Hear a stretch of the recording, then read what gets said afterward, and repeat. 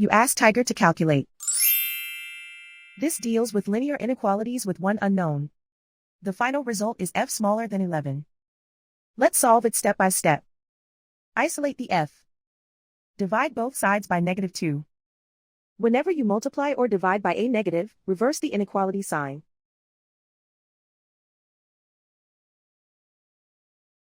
Cancel out the negatives.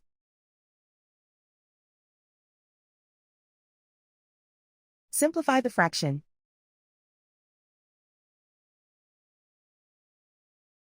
Cancel out the negatives.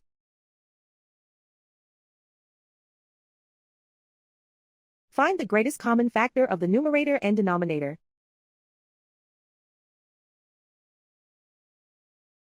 Factor out and cancel the greatest common factor.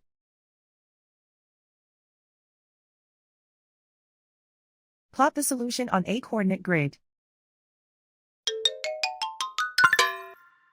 And so the final result is f smaller than 11.